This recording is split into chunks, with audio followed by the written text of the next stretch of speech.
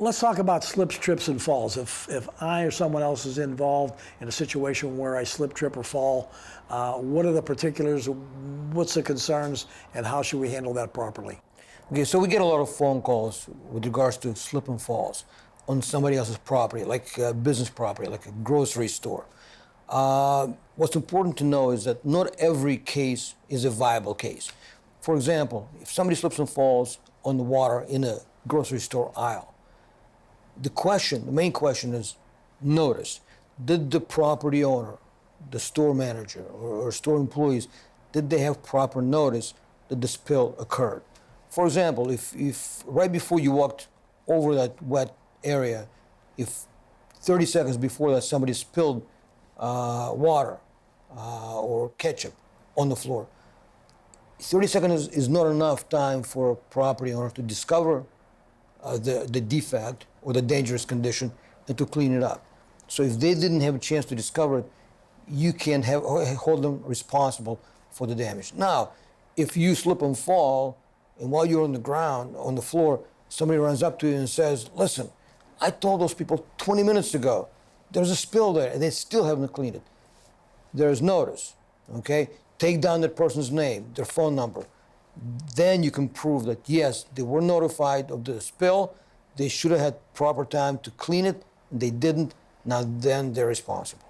And at the time of the incident, the exact moment of the incident, first, of course, you always say, get help and get taken care of.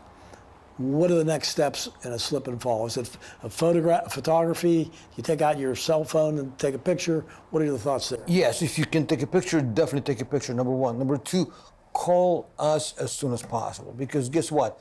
If there are cameras pointing in that area, we want to make sure we have plenty of time to notify the property manager or property owner not to erase the videotapes.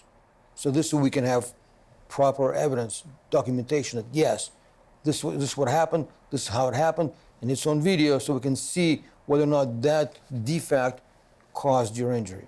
If you don't call us right away, if 2 weeks, 3 weeks go by, guess what? That tape gets taped over and we'll never get that tape.